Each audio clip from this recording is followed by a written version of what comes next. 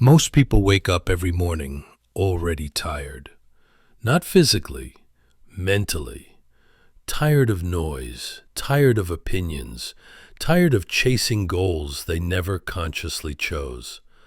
Before you even leave your bed, your mind is already under attack.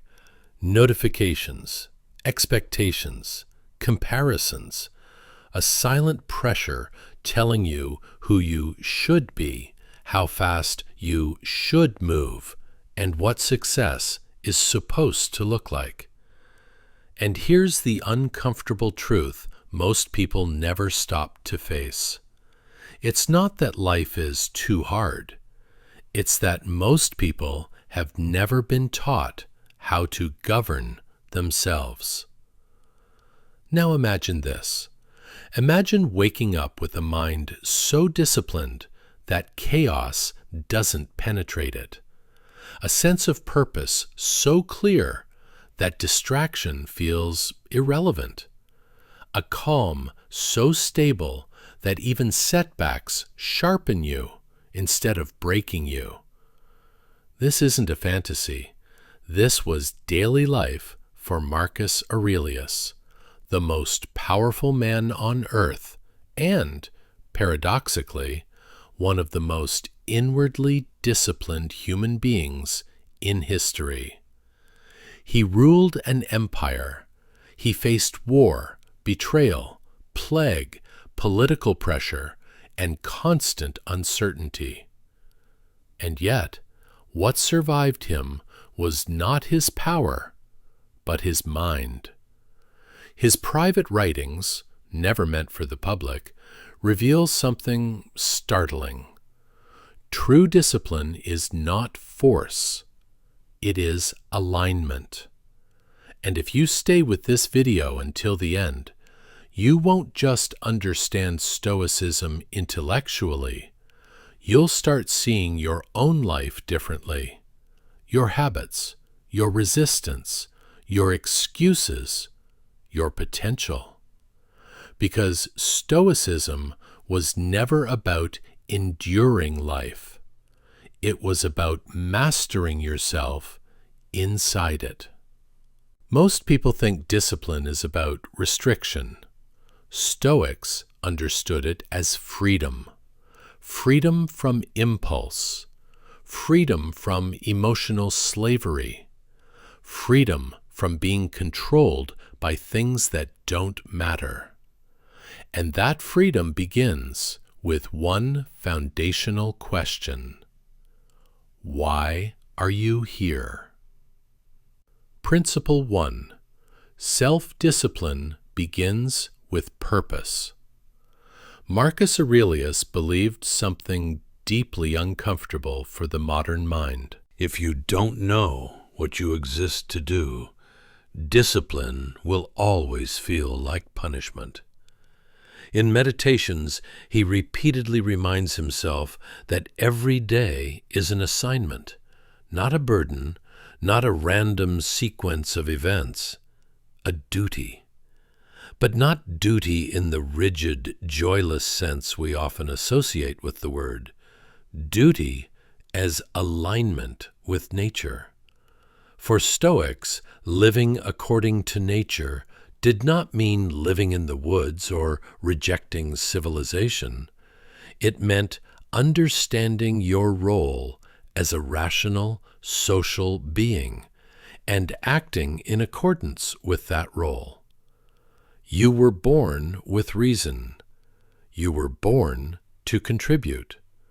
You were born to act with integrity. Purpose, then, is not something you invent to feel special. It is something you uncover by asking what your nature demands of you.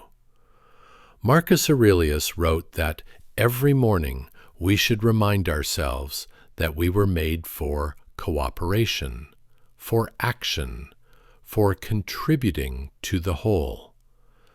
And here's the part most people miss. Purpose is not found by asking, "What do I want?" It's found by asking, "What is required of me?" This shift alone transforms discipline. When you see your actions as obligations to your own character, not negotiations with your mood, discipline stops being a battle and becomes a standard. Modern culture teaches us to wait for motivation. Stoicism teaches us to move without it. Think about how often people say they don't feel like it, don't feel like working, don't feel like training, don't feel like having the difficult conversation. Marcus Aurelius would have found this way of thinking irrational. Feelings were not authorities. They were data, and often unreliable data. Purpose overrides emotion. When you know why you act, how you feel becomes secondary. And purpose does not have to be dramatic. Your purpose might be to master your craft, to be dependable, to raise strong, ethical children, to serve your community, to build something honest and lasting. Stoicism strips purpose down to something practical and grounded. What kind of person are you meant to be today? Not someday, today.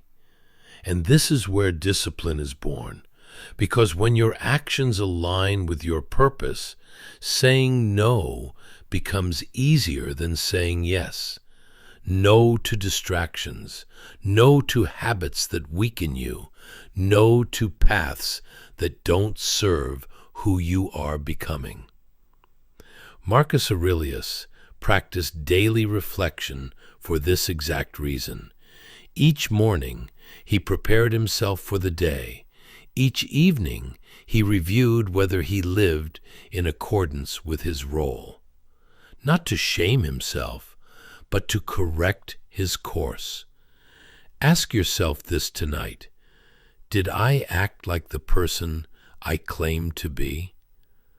That single question, asked honestly every day, builds more discipline than any productivity hack ever will. But purpose alone is not enough, because knowing what you should do means nothing if you don't trust yourself to do it.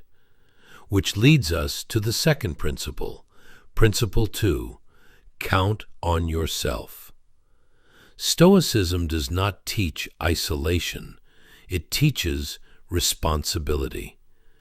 Marcus Aurelius understood something modern society struggles to accept. No one is coming to save you from yourself. You can receive advice, you can receive support, but no one can think for you, no one can act for you, no one can live your values in your place. In Stoic philosophy, the most sacred boundary is control. What is within your control belongs to you completely. What is outside it must not own you emotionally. Your judgments, your choices, your effort, these are yours. When Marcus Aurelius wrote about self-reliance, he wasn't advocating ego or arrogance. He was reinforcing accountability. If you fail, you own it. If you succeed, you don't cling to it. If you struggle, you strengthen yourself instead of blaming the world. Counting on yourself means becoming someone whose word matters, even when no one is watching. It means making small promises and keeping them, not to impress others, but to build internal trust. Most people don't lack discipline, they lack self-trust. They've broken so many promises to themselves that their own intentions carry no weight. I'll start tomorrow. I'll be consistent this time. I'll change eventually. Over time, the mind stops believing these statements. Stoicism rebuilds trust from the inside out. You don't set massive goals, you set standards, and you meet them whether you feel inspired or not. Marcus Aurelius relied on reason as his internal compass. Not emotion, not popularity, not comfort. Reason, in Stoicism, is not cold logic. It is disciplined thinking aligned with virtue. Ask yourself before acting, is this consistent with the person I aim to be?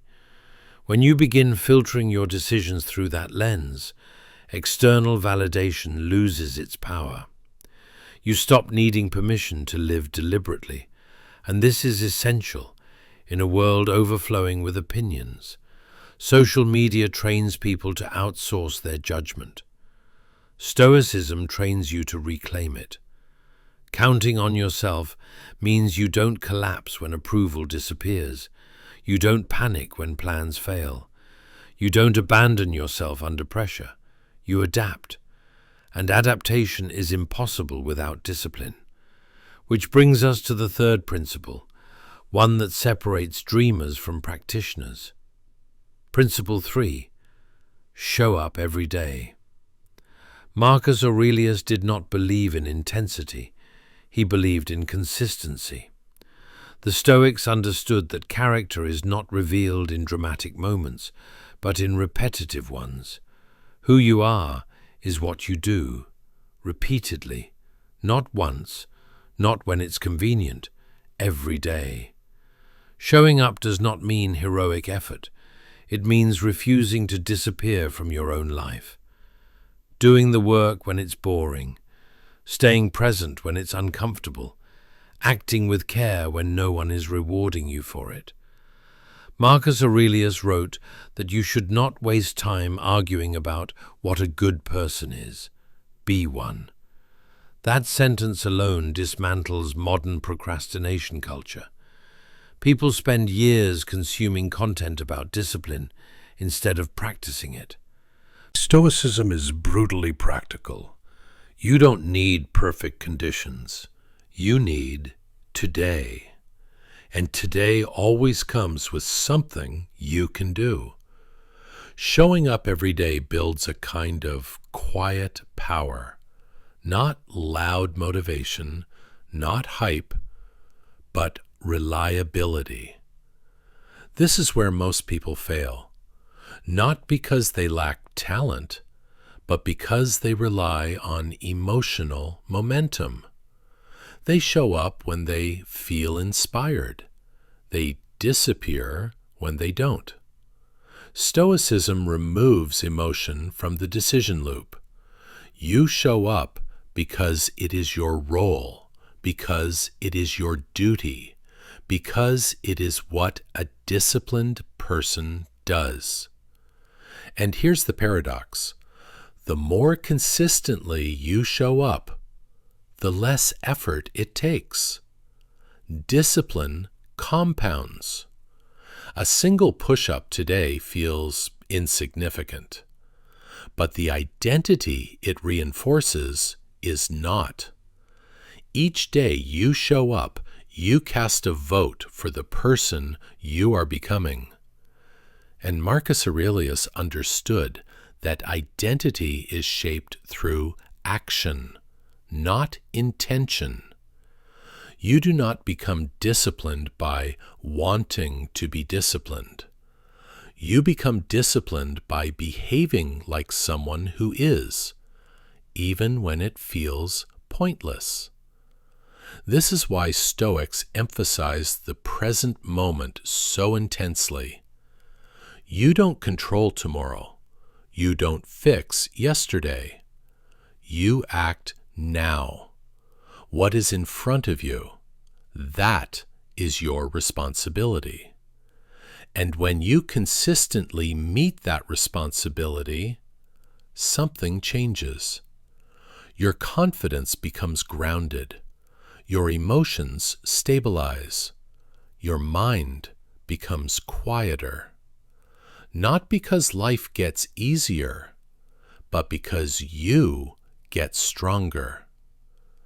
And this is only the foundation, because once you establish purpose, self-reliance, and daily consistency, Stoicism introduces a practice that most people actively avoid, yet desperately need: voluntary discomfort. And that is where real transformation begins. There is a reason modern life feels fragile. Comfort has become the default setting. Temperature controlled, food delivered instantly. Discomfort delayed, avoided, anesthetized. And yet anxiety is rising.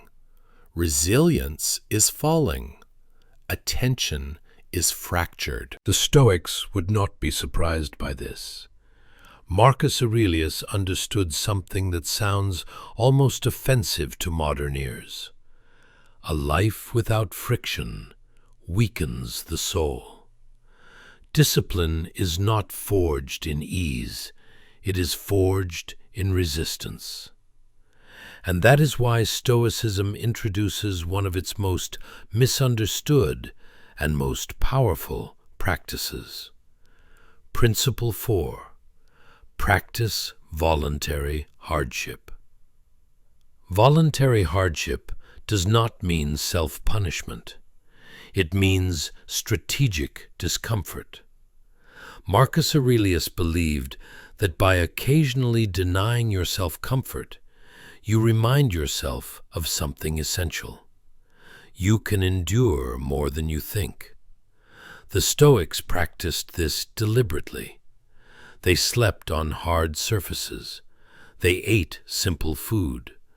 They exposed themselves to cold, hunger, inconvenience, not because suffering was virtuous, but because dependence on comfort was dangerous. Comfort creates attachment. Attachment creates fear. Fear destroys freedom. If your peace depends on everything going well, you will never be at peace. Voluntary hardship breaks this dependency. When you willingly step into discomfort, discomfort loses its power over you. You realize that skipping a meal won't break you, that inconvenience won't destroy you, that boredom won't kill you. And once you internalize that, external hardship stops feeling catastrophic. Marcus Aurelius wrote that you should rehearse adversity before it arrives, not obsess over it, not fear it, but prepare your mind for it. This practice does something profound. It creates psychological margin. You stop panicking at the edge of discomfort. You stop interpreting difficulty as danger.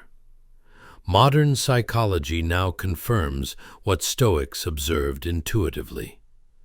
People who voluntarily face discomfort develop greater emotional regulation, higher stress tolerance, and stronger self-control.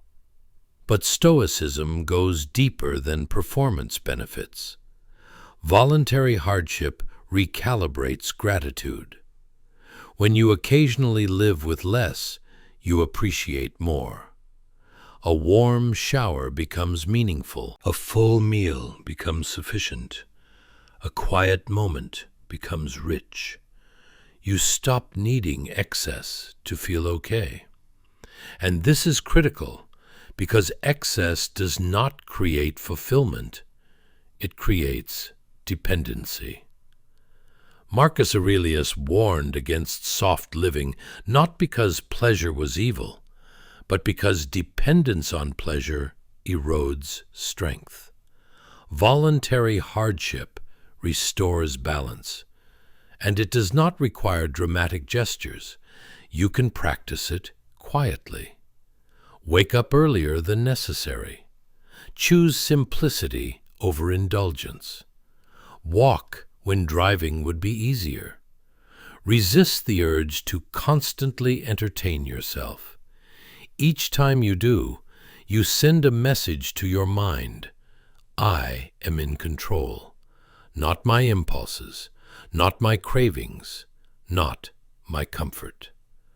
And once control is reclaimed internally, the external world loses its ability to destabilize you. Which brings us directly to one of the core pillars of Stoic discipline. Principle 5. Practice the dichotomy of control. If Stoicism had a single operating system, this would be it: the dichotomy of control. Marcus Aurelius returned to this idea relentlessly. Some things are up to you, some things are not. Confusing the two is the root of unnecessary suffering. Your thoughts, judgments, choices, and actions are within your control. Outcomes, other people, circumstances, and events are not. Most people live as if the opposite were true. They try to control outcomes and ignore their inner world. They obsess over what others think and neglect how they think. They rage against reality instead of mastering their response to it. Stoicism reverses this entirely. You invest fully where you have power. You release attachment where you do not. This does not make you passive, it makes you precise. Marcus Aurelius did not retreat from responsibility. He ruled an empire. But he understood that peace comes from correct allocation of energy. If something is outside your control, emotional disturbance is wasted effort. That does not mean indifference. It means acceptance without resistance. You still act. You still contribute. But you do not hinge your worth or stability on variables you cannot command. This principle alone can dismantle anxiety. Anxiety lives in imagined futures you cannot control. Regret lives in pasts you cannot change. Stoicism anchors you in the present, the only domain where control exists. Ask yourself relentlessly, is this within my control? If yes, act decisively. If not, let go deliberately. This practice is not easy. It requires constant awareness, but over time, it creates emotional sobriety. You stop catastrophizing. You stop personalizing everything. You stop feeling responsible for things that were never yours to carry. Marcus Aurelius warned that being disturbed by external events is a sign that we have surrendered our inner authority. And inner authority is the foundation of discipline. Without it, you are reactive. With it, you are deliberate. And once you master this distinction, something remarkable happens. You stop seeing yourself as a victim of circumstances. Which leads to one of Stoicism's most confrontational principles. Principle 6. Never play the victim. Stoicism does not deny hardship. It denies helplessness. Marcus Aurelius faced war, illness, betrayal, and death, not as hypotheticals, but as lived reality. And yet, his writings contain almost no self-pity. not because he lacked pain, but because he refused to outsource his agency. Victimhood is seductive. It offers relief from responsibility. It offers moral permission to stagnate. It offers identity without effort. Stoicism rejects this completely. You may be harmed. You may be wronged. You may be treated unfairly. But how you interpret and respond to those events remains yours. Marcus Aurelius wrote that the mind can turn any obstacle into material for virtue. This is not optimism. It is discipline of perception. The Stoic does not ask, "Why is this happening to me?" He asks, "How can this refine me?" This shift is subtle but radical. Instead of asking life to be easier, you become stronger. Instead of narrating injustice endlessly, you act with dignity anyway. Instead of identifying with pain, you use it as training. Modern culture often confuses acknowledgement of suffering with surrender to it. Stoicism makes a clear distinction. You acknowledge pain without building an identity around it. You feel emotions without being ruled by them. You take responsibility for your response, even when circumstances are unfair. This does not erase compassion. It deepens it, because when you stop centering yourself as a victim, you gain the capacity to help others without resentment. Victimhood narrows perspective. Responsibility expands it. Marcus Aurelius understood that every moment presents a choice: to be bitter or better, to be reactive or intentional, to be diminished or disciplined. And discipline requires ownership, even when it's uncomfortable, especially when it's uncomfortable. Once you stop playing the victim, you reclaim authorship of your life, and that authorship demands another crucial skill, one that modern society actively erodes: the ability to wait, the ability to resist, the ability to choose long-term integrity over short-term relief. Which brings us to delayed gratification. The modern world is engineered for immediacy.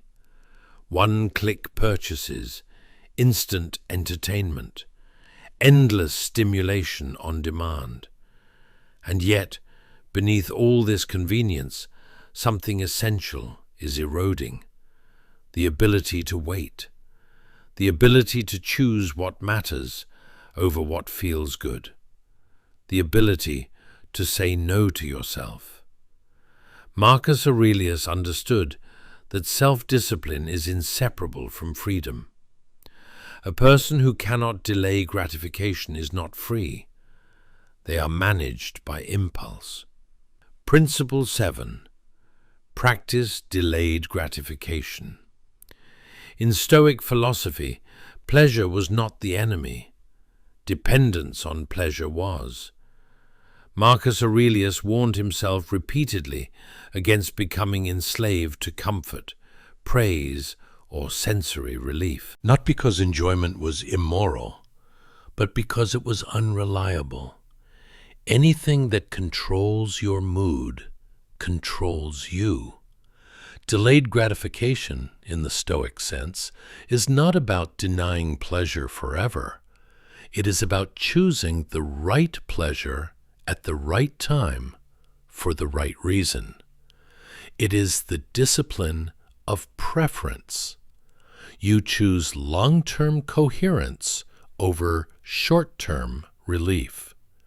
You choose character over convenience. You choose stability over stimulation. This practice is deeply countercultural. Modern messaging says, you deserve it. Stoicism asks, at what cost? When you delay gratification, you are not depriving yourself. You are investing in yourself, saving instead of spending, training instead of indulging, studying instead of escaping. Each of these choices strengthens something invisible but powerful: self-command. Marcus Aurelius believed that the mind should lead the body, not the other way around. When desire dictates action, reason becomes a servant. When reason dictates action, desire becomes a tool. This is mastery.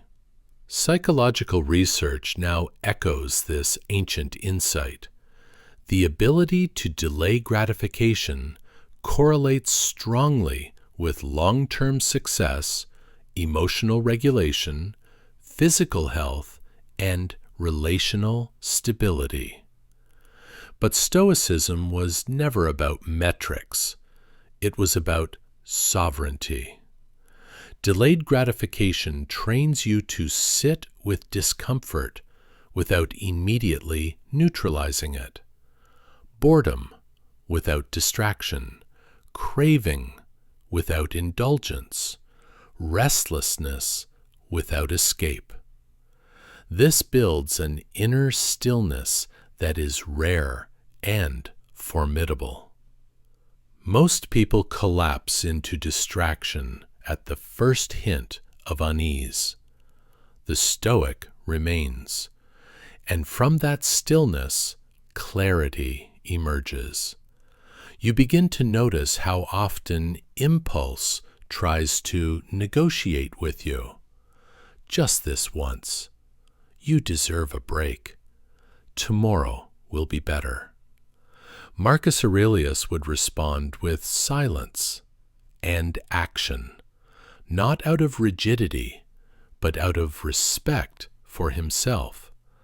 Because self-respect is not declared, it is demonstrated. Each time you delay gratification, you reinforce the identity of someone who governs themselves.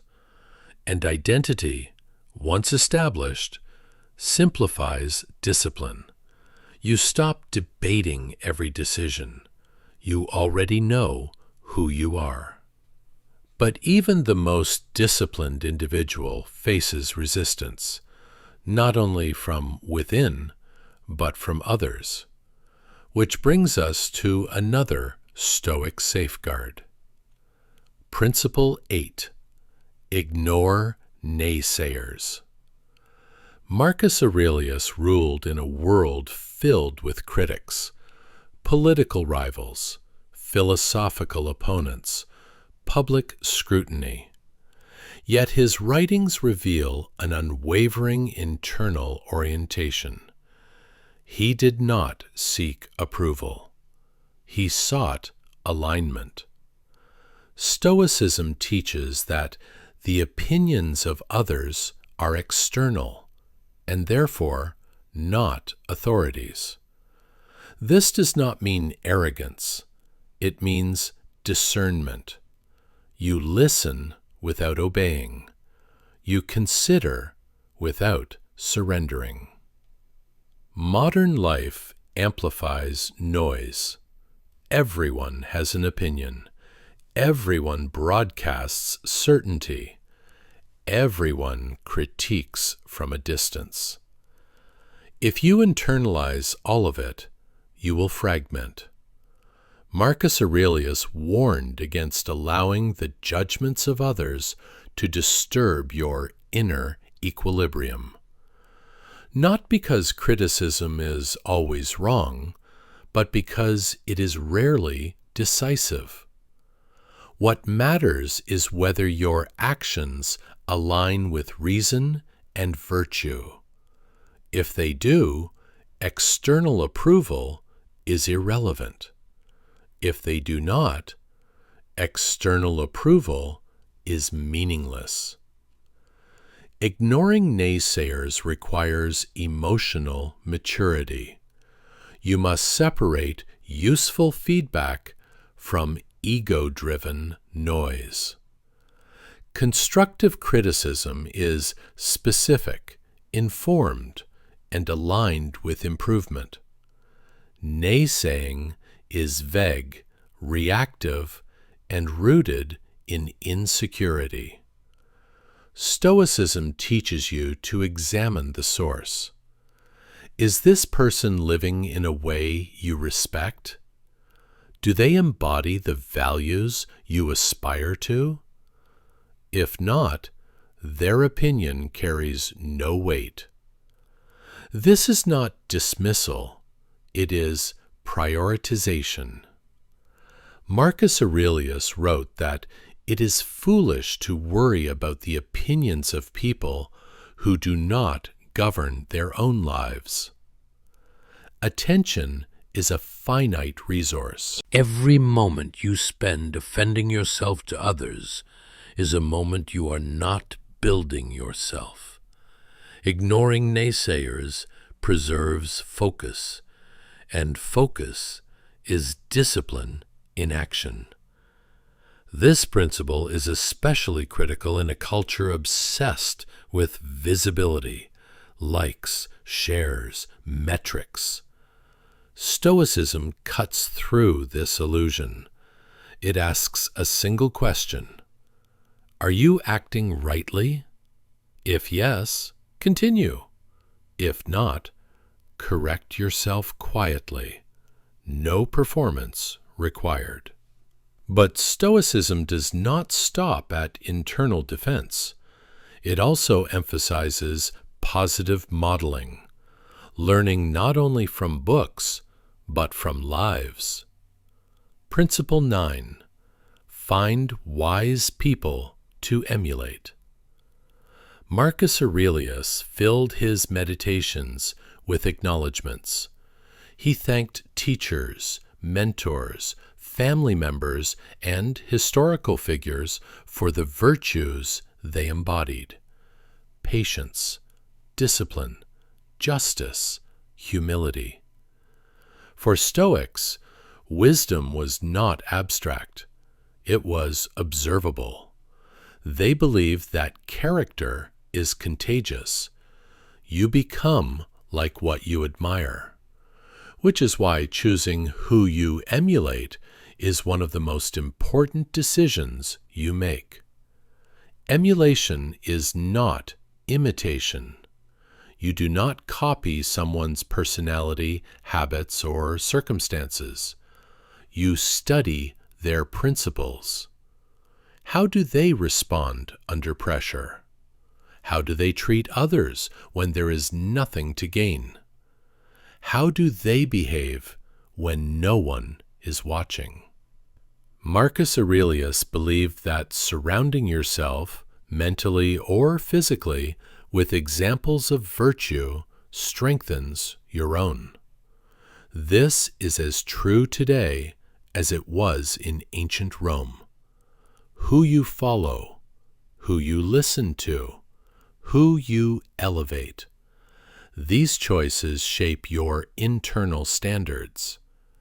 If your role models chase attention, you will crave validation. If they chase integrity, you will cultivate depth. Stoicism encourages intentional exposure. Read about individuals who endured hardship with dignity.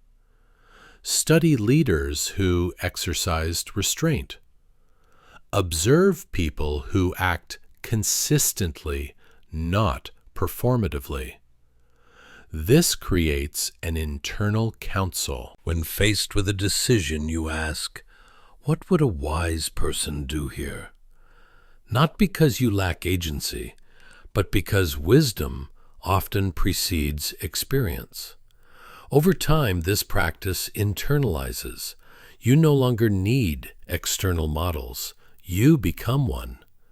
And this is where Stoic discipline reaches its quiet apex. Because discipline is not about control, it is about coherence. When your values, actions, and judgments align, resistance dissolves. You stop fighting yourself.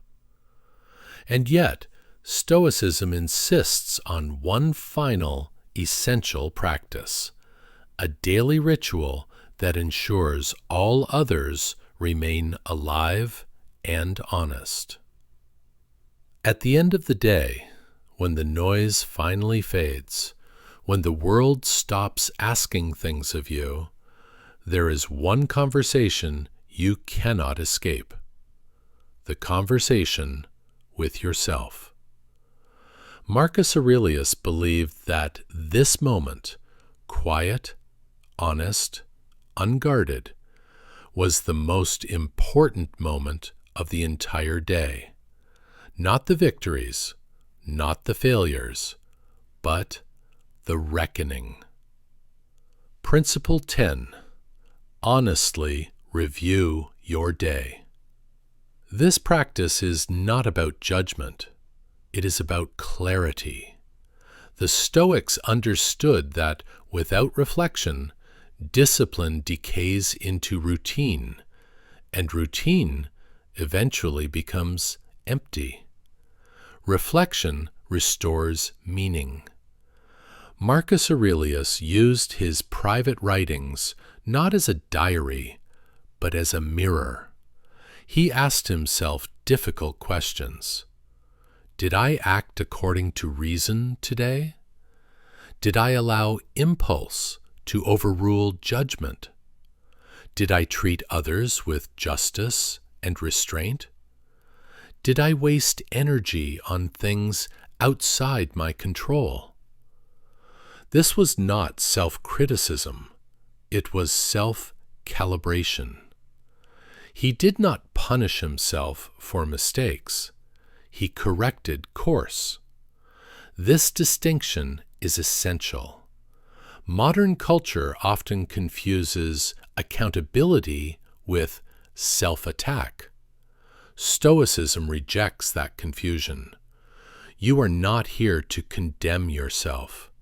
You are here to refine yourself. Daily review creates continuity. Without it, days blur together. With it, each day becomes a lesson.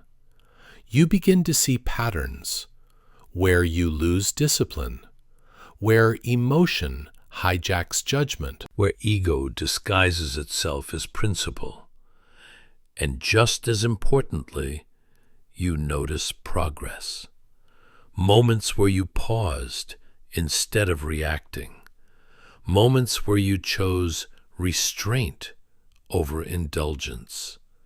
Moments where you acted with quiet integrity. This builds something deeper than motivation. It builds identity. You stop seeing discipline as something you attempt.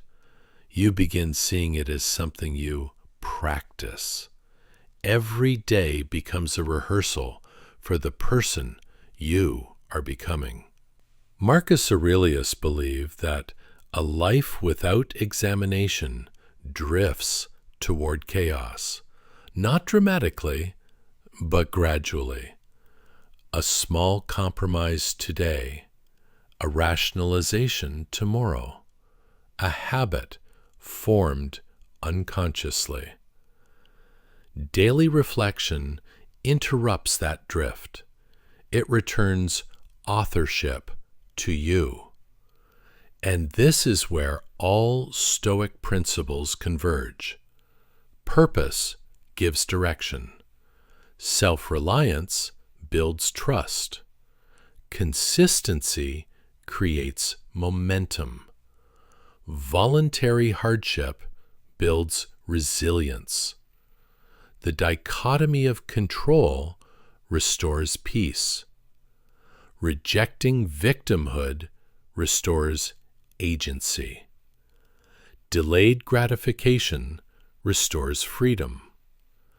Ignoring naysayers preserves focus.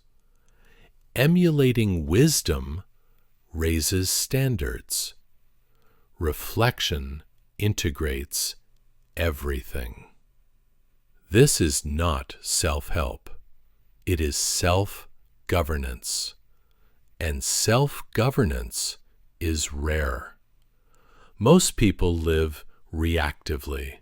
They chase relief. They avoid discomfort. They outsource judgment. They drift. Stoicism offers a different path. Not louder, not easier, but stronger. Marcus Aurelius did not promise happiness in the modern sense.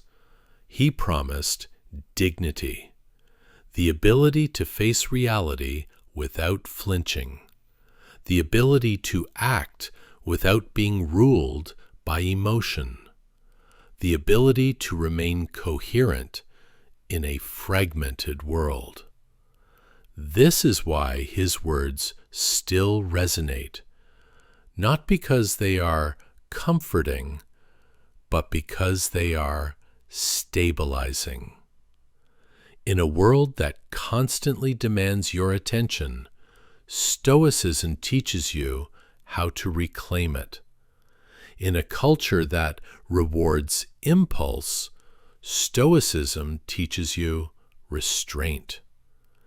In a time that glorifies performance, Stoicism teaches you character. And character, once formed, simplifies everything. You no longer need constant motivation. You no longer chase validation. You no longer panic under pressure. You know who you are. You know what is required, and you act accordingly. Quietly, consistently, relentlessly. This is the discipline Marcus Aurelius practiced, not as a philosopher removed from reality, but as a leader surrounded by chaos, which means this philosophy was not designed for ideal conditions. It was designed for real life, your life, with its stress, its uncertainty, its obligations, its temptations. Stoicism does not ask you to withdraw from the world. It asks you to meet it prepared, to wake up each day knowing that your task is not to control events, but to govern yourself within them. And if you've listened carefully to this point, you may already feel something shifting. Not excitement, not hype, but resolve. The quiet resolve of someone who understands that discipline is not an act of force, but an act of respect. Respect for your time, respect for your mind, respect for the life you've been given.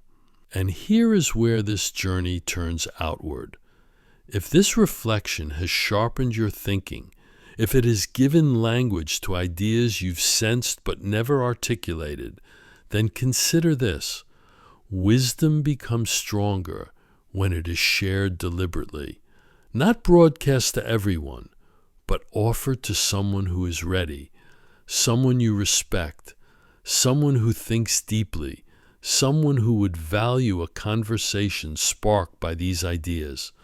Send this video to that person, not to persuade, but to explore together. And if you found value here, not entertainment, but clarity, then your engagement matters more than you think. A thoughtful comment does not flatter the algorithm. It deepens the dialogue. A deliberate like is not approval. It is alignment. A subscription is not loyalty to a channel. It is a commitment to returning to ideas that strengthen you rather than distract you. This work exists because people who think carefully choose to support it carefully. And if you are still here, still listening, that likely includes you. Marcus Aurelius wrote for himself, never knowing his words would survive centuries, yet they did, because disciplined thought endures. If you carry even one principle from this reflection into your daily life, then this time was not wasted. And tomorrow, when you wake up, the work begins again, quietly, deliberately, with purpose. Until next time, live intentionally.